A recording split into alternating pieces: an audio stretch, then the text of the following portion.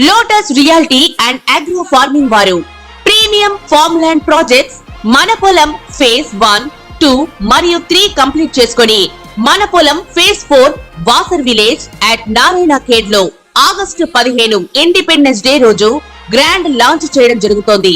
Launching మరియు independence day సందర్భంగా 5 guntas land out rate లో బుక్ చేసుకున్న వారికి 1,50,000 రూపాయల డిస్కౌంట్ తో పాటు 2 గ్రాముల గోల్డ్ ఫ్రీగా ఇస్తున్నారు. పూర్తి వివరాలకు సంప్రదించండి.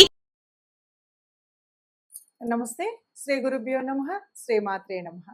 ఆదిత్యాయ చ సోమాయ మంగళాయ బుధాయ చ గురు శుక్ర శనిభ్యే రాహవే కేతవే నమః. జపాకుసుమ సంకాశం కాశ్యపేయం మహాధృతిం తమోరిం సర్వపాపగ్నం ప్రణతోస్మి దివాకరం. ప్రతి మాసంలో చెప్పుకునేటువంటి గోచార ఫలితాలు ఈ ఆగస్టు మాసానికి అంటే ఆగస్టు నెలలో 2024 గాను గోచార ఫలితాలు ఎలా ఉన్నాయి అన్నది తెలుసుకోవడం కోసం ముందుగా గోచారంలో ప్రస్తుతం గ్రహస్థితి ఎలా ఉంది, ఏ ఏ గ్రహాలు ఎక్కడెక్కడ ఉన్నాయి ఈ సంగతి కనుక మనం చూసినట్టయితే వృషభ రాశిలో గురువు మరియు కుజుడు ఇద్దరూ కూడా అక్కడే ఉన్నారు. అయితే కుజుడు 27న మిథునంలోకి వెళ్తాడు. ఇక కర్కాటకంలో రవి ఉన్నాడు.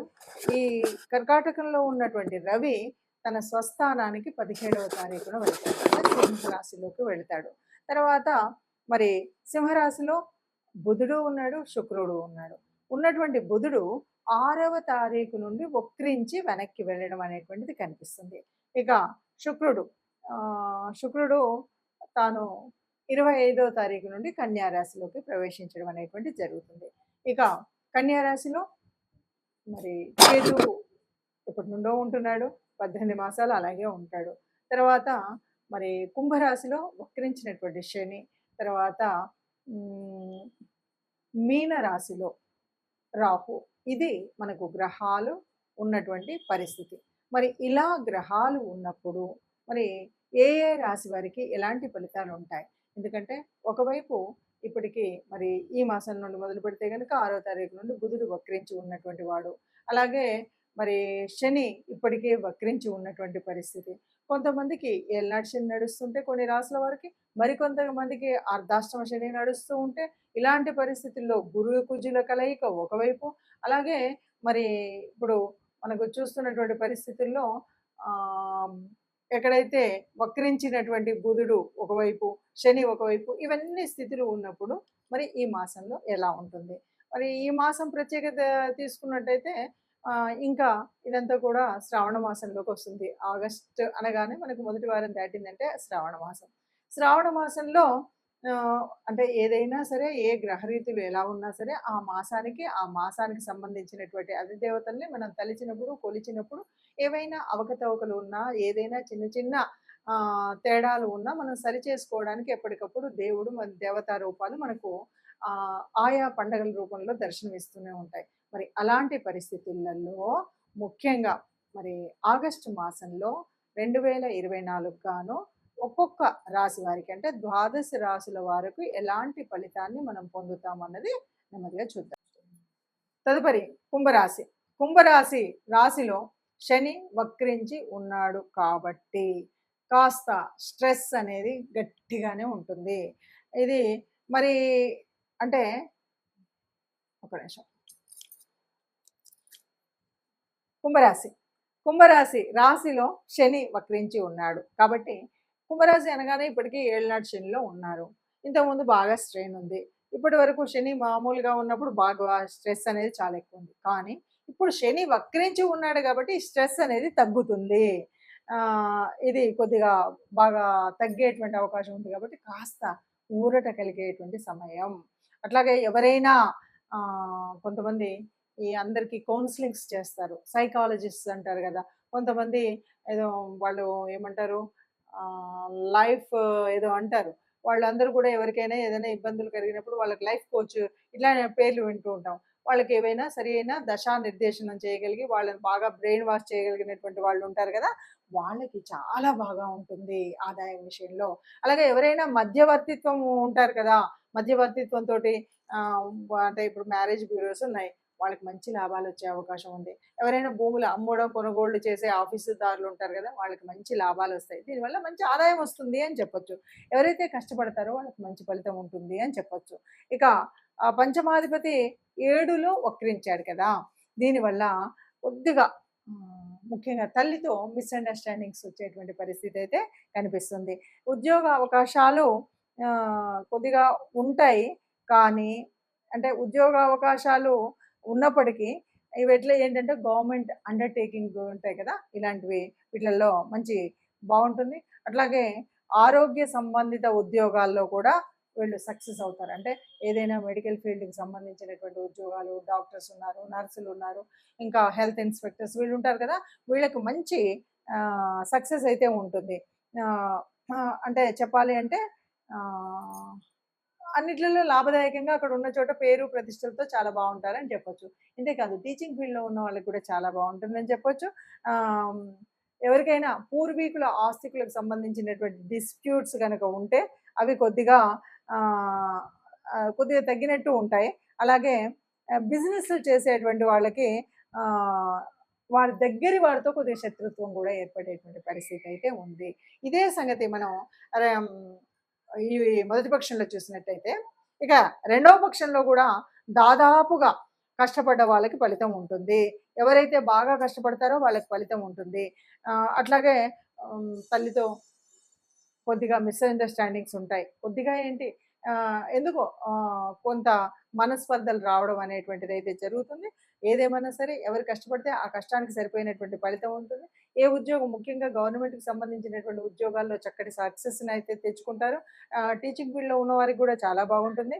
మనం పూర్వీకులకు సంబంధించిన ఆస్తుల విషయాల్లో డిస్ప్యూట్స్ ఉన్నట్టయితే తగినంత వరకు చాలా వరకు అది సమన్వయంతో సరిదిద్దుకొని చేసుకున్నట్టయితే బాగుంటుంది. లేదంటే ఇబ్బందులు ఉంటాయి. ఎవరైనా బిజినెస్ చేసేటప్పుడు మాత్రం దగ్గరి బంధువులతో చాలా జాగ్రత్తగా ఉండాలి. లేదంటే దగ్గరి వారు దూరం అయ్యేటువంటి పరిస్థితి ఉంటుంది. ఈ విషయాల్లో జాగ్రత్త తీసుకున్నట్టయితే అంతా బాగుంటుందని చెప్పొచ్చు. మనకి వ్రతాల మాసం, శ్రావణ మాసం, ఆడవారికి ఇష్టమైనటువంటి మాసం రాబోతుంది. మనకు మాసాలు కనుక చూస్తే 5వ మాసం చైత్రం, వైశాఖం, జ్యేష్టం, ఆషాఢం, శ్రావణం 5వ మాసం. ఈ 5వ మాసం చాలా అద్భుతమైనటువంటి మాసం. ముఖ్యంగా మాతృమూర్తులకు, స్త్రీమూర్తులకు అందరికీ కూడా చాలా ఇష్టమైన మాసంగా చెప్పొచ్చు. ఇది వ్రతాలు, నోములతో నిత్య కళ్యాణం పచ్చతోరణంగా కలకలలాడుతూ ప్రతి ఇంటా కూడా ప్రతి శ్రీమూర్తి లక్ష్మీదేవిలాగా ఉండేటువంటి మాసం ఈ మాసం. మనకు తెలిసినటువంటిదే ఏ మాసమైనా సరే పౌర్ణమిలో ఆ సంబంధిత నక్షత్రం అంటే శ్రవణ నక్షత్రము ఈ మాసంలో పౌర్ణమికి దగ్గరగా వచ్చినప్పుడు శ్రావణ మాసం ఏర్పడుతుందన్న సంగతి తెలిసిందే. అయితే ఈ శ్రావణ మాసంలో ఏమేమి ఉంటాయంటే బోల్డ్ అన్ని పండగలు. శ్రావణ మాసంలో మనం చేసుకునేటువంటి పండగలు అన్నీ చూస్తే పండగలకంటే ముందు మనం ఇంకో ముఖ్యమైనటువంటి మాట చెప్పొచ్చు. శ్రావణ మాసంలో ఆదివారం మనం ఏమైనా చేస్తామా? అంటే మీరు ఆలోచించి చూస్తే అందులో దాదాపుగా అన్ని వారాలు కూడా ఏదో ఒక రకమైన వ్రతాన్ని, పూజను చేసేటువంటి వారాలే. ఎందుకంటే ఇది శివ, కేశవ అభేదాన్ని చెప్తున్నట్టుగా ఉంటుంటాయి. ముఖ్యంగా అమ్మవారికి సంబంధించి మనం పూజ చేస్తూ ఉన్నప్పుడు మనం అన్ని శుక్రవారాలు లక్ష్మీదేవికి పూజ చేస్తూ లక్ష్మీ కటాక్షం కోసం ప్రతి స్త్రీమూర్తి కూడా లక్ష్మీదేవిలాగా ఉంటుంది. అలాగే మంగళవారాలు శ్రావణ మాసంలో ఉన్నటువంటి మంగళవారాలన్నీ కూడా గౌరీదేవిని పూజిస్తూ ఆ గౌరీ అమ్మవారిని కొలుస్తూ ఉంటారు. ఎందుకు అంటే అమ్మ యొక్క ఆ ముత్తైదుతనము ఉండాలి అని, ఆ సువాసినులుగా ఉండాలి అనే ఆకాంక్షతో మంగళ గౌరీ వ్రతాలు చేస్తూ ఉంటారు. అయితే ఇక్కడ అమ్మవారికి ఎవరికి చేసినా అయ్యను పూజించకుండా చేయకూడదు. అదేవిధంగా అందుకోసమని సోమవారాలన్నీ కూడా శివుడిని ధ్యానిస్తూ పూజిస్తూ పూజలు చేస్తారు. అట్లాగే లక్ష్మీదేవిని శుక్రవారం చేసిన వారందరూ కూడా శనివారం ఆ వెంకటేశ్వర స్వామిని పూజిస్తూ చేస్తూ ఉంటారు.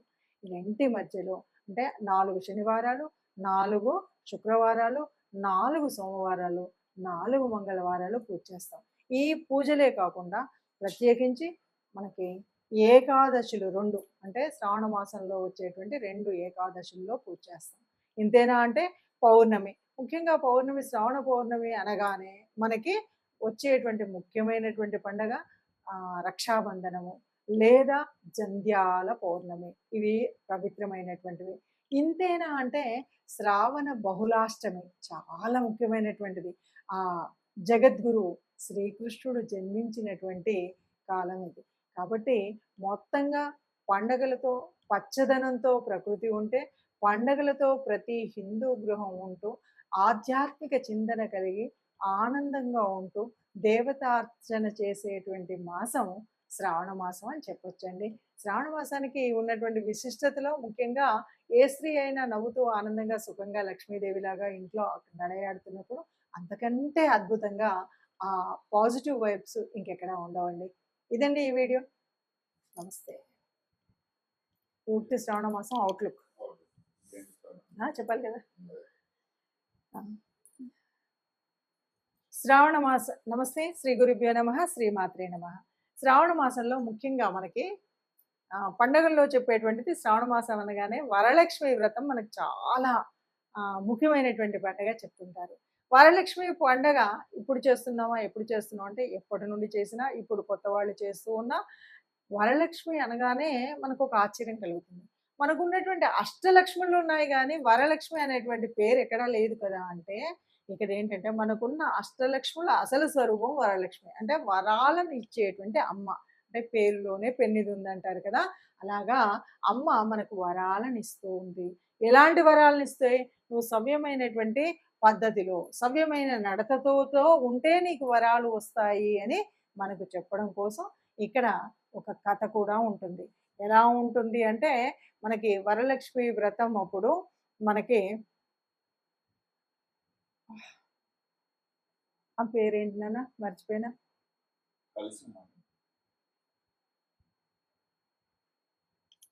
వరలక్ష్మి అప్పుడు మనం చూస్తే చారుమతి అనేటువంటి ఒక ఇల్లాలు. చారుమతి అంటే మంచి మతి, మంచి దృష్టి అనమాట. ఆ తల్లి ఏం చేసింది, పొద్దున్న లేవగానే మనకు ఆ కథ చదువుతుంటే అర్థమయ్యేది ఏంటంటే, పొద్దున్న లేవగానే భర్తని గౌరవించే విధంగా గౌరవించడం, భర్తకు కావలసినవన్నీ సమకూర్చడం, అత్త మామలను గౌరవంగా చూడడం, తన ఇంట్లో ఇంటి ఇల్లాలుగా తన అన్నీ చూసుకోవడం. ఇది ఆ తల్లి చేసేటువంటిది. ఎంతో నిష్టగా ఒక హిందూ గృహంలో ఉండాల్సినటువంటి ఆచార వ్యవహారాలన్నీ పాటిస్తూ ఉండడం వల్ల ఆ తల్లికి కలలో లక్ష్మీదేవి కనిపిస్తుంది. ఎలా చేయాలి, ఏం చేయాలి అన్నటువంటి విధి విధానం చెప్తుంది. ఇక్కడ కూడా ఈ చారుమతి తనకు లభించినటువంటి ఆ కళ ఏదైతే ఆ స్వప్నం ఉందో ఆ స్వప్న ఫలితాన్ని తను ఒక్కతే పొందాలనుకోలేదు. తనతో పాటు ఉన్న నలుగురికి అందాలనుకుంది. అందుకని ఇరుగు పొరుగు అందరికీ చెప్పింది. అందరూ కలిసి సామూహికంగా వరలక్ష్మి వ్రతాన్ని చేయడానికి అమ్మ కలలో ఎలా చెప్పిందో అలాగా గోమయం తెచ్చారు, చక్కగా అలిగారు, చక్కగా పీట వేశారు, కలశాన్ని పెట్టారు, వరలక్ష్మి అమ్మని పెట్టారు, చక్కగా కొలిచారు, కీర్తనలు పాడారు, పూజ చేసిన తర్వాత భజనలు చేశారు, చక్కగా ప్రదక్షిణలు చేశారు.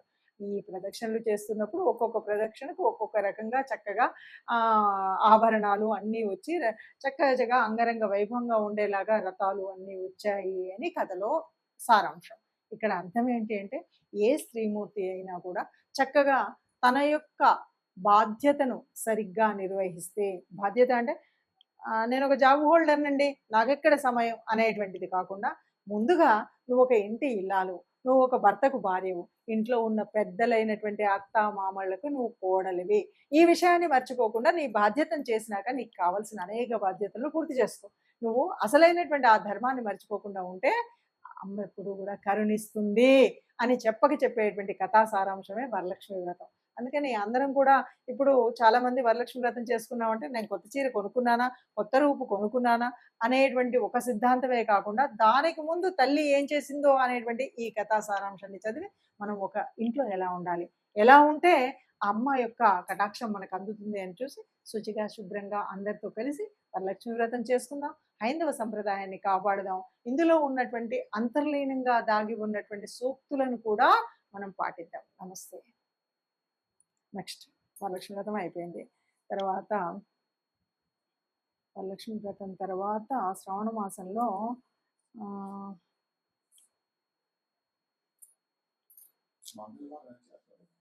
చేస్తారు, మంగళగౌరి వ్రతాలు చేస్తారు. నమస్తే. శ్రీ గురుభ్యో నమః. శ్రీమాత్రే నమః. శ్రావణ మాసం అనగానే వ్రతాలు నోములు అన్నాం కదా. ఎలాగైతే శుక్రవారాలు చేస్తారో అలాగే మంగళవారాల్లో కూడా శ్రావణ మంగళ గౌరీ వ్రతాలు అని చేస్తారు. ఇక్కడ కొంచెం తేడా ఏంటంటే, శ్రావణ శుక్రవారాలన్నీ అత్తింట్లో మనకు చేసుకుంటూ ఉంటాం. మంగళగౌరి వ్రతాలు అనేసరికి ఇది పుట్టింటి వాళ్ళు అమ్మాయికి పట్టించేటువంటి ఒక నోము, ఒక వ్రతం. ఇది ఎలా ఉంటుందంటే కొన్ని చోట్లయితే పెళ్ళికి ముందు నుండి చేస్తూ పెళ్ళైన తర్వాత ఆహ్, దాన్ని తీర్చడం అనేటువంటిది ఒక వ్రతాన్ని మనం ఉద్వాసన అంటాం కదా! అలా చేయడం. కొంతమంది పెళ్ళైన తర్వాత చేస్తూ ఉంటారు. ఇది 5 మంగళవారాల 5 సంవత్సరాల, 11 సంవత్సరాల, 9 సంవత్సరాల వారి ఇంటి ఆచార వ్యవహారాన్ని బట్టి ఉంటుంది. ఏది ఏమైనా మంగళవారం ఆ తల్లి పార్వతీదేవికి నమస్కరించి పూజ చేస్తారు. ఆవిడే గౌరమ్మ, ఆవిడే గౌరీదేవి, ఆవిడే సర్వమంగళ, ఆవిడే సర్వ దేవత. ఆ తల్లికి ఎందుకు పూజ చేస్తారు ఏమిటి అంటే, తల్లి నువ్విచ్చినటువంటి ఈ సువాసిని తత్వం ఏదైతే ఉందో అది చల్లగా కాపాడు. సర్వమంగళ మాంగళ్యే అని మనం ఎందుకంటాము అంటే, ఆ తల్లి శివే సర్వార్థ సాధకే కదా! ఆ అమ్మ శివుడి ఇల్లాలు. కాబట్టి ఆ తల్లి తన మాంగళ్యంని కూడా ఒకసారి పణం పెట్టింది అంటారు. ఎందుకంటే అంతకుముందు ఆ తల్లి వివాహిత కావడం కోసం, శివుడిని వివాహం చేసుకోవడం కోసం కొన్ని వేల సంవత్సరాలు తపస్సు చేసుకొని పొందినటువంటి ఆ మాంగళ్యాన్ని లోక కళ్యాణం కోసం ఎప్పుడైతే సంద్రం నుండి పాలసముద్రం చిలికేటప్పుడు ఆలాహలం వచ్చిందో అప్పుడు ఆ పరమాత్మని ఆలాహలాన్ని మింగమని తాను కోరింది. మింగెడివాడు విభుడని, మింగెడిది గరళమని, అంటే ఆ విషమని తెలిసి కూడా తల్లి మింగమన్నదంట. తన మాంగళ్యాన్ని ఎంత గొప్పగా మదిలో నమ్మిందో అంటాడు మరి పోతన గారు. అంటే అంత అద్భుతం. తన లోక కళ్యాణం కోసం, తన బిడ్డలు సుఖంగా ఉండాలి అంటే నా శివుడికి ఏమీ కాదు. ఎందుకంటే నా మాంగళ్యపు యొక్క గట్టితనం అంతది అని. అందువల్లే ఇప్పటికీ ఎప్పటికి కూడా మనం ఒక వివాహం చేసే ముందు గౌరీ పూజ చేయిస్తారంటే ఇప్పటిలాగా ఫోటోలకు పోజ్ ఇచ్చుతూ గౌరీ పూజలో నేను ఎంత అందంగా ఉన్నాను, ఎన్ని రకాల బొట్లు పెట్టి ఎన్ని రకాల దిక్కులు చూశాను అన్నది కాకుండా చక్కగా నిండుగా వివాహానికి తన కళ్యాణం ఆ పందిరిలోకి వెళ్లే ముందు చక్కగా ఒక్కొక్క అక్షతను నెమ్మదిగా వేస్తూ ఆ మాంగళ్యను, ఆ సర్వమంగళ మాంగళ్యను కొలుస్తూ ఉండి, తల్లి గౌరీదేవి నిన్ను నువ్వే కాపాడాలి, నేను జీవితకాలం సువాసినిగా ఉండాలి అని కోరుకునేటువంటి ఆ గౌరీ పూజను ఒక పద్ధతిగా చేయండి. ఒక దాన్ని వేడుకగా కాకుండా, దాన్ని ఫోటోల పోజులకు కాకుండా పద్ధతితో చేస్తే ఆ పవిత్రత మనకుంటుంది. నిజంగా దాని ఫలితం ఉంటుంది. అట్లాంటి తల్లిని మనం శ్రావణ మాసంలో ప్రతి ముత్తైదువు కూడా మంగళగౌరి వ్రతాలు చేసుకుంటారు. ఇంటి ఆచారాన్ని బట్టి కొంతమంది కొన్ని సంవత్సరాలు దాన్ని తీర్చడం ఎలాగా అనేటువంటి ఒక పద్ధతిలో చేసుకుంటారు. ఏది ఏమైనా అమ్మను కొలవడం మన ఆచారం. ఆ సంస్కృతిని మనం పాటిద్దాం. ఆ సంస్కారాన్ని ముందు తరానికి అందాలి అంటే ఒక పద్ధతిలో, ఒక నియమ నిష్టలతో చేయడం అన్నది పిల్లలకు కూడా నేర్పిద్దాం. నమస్తే.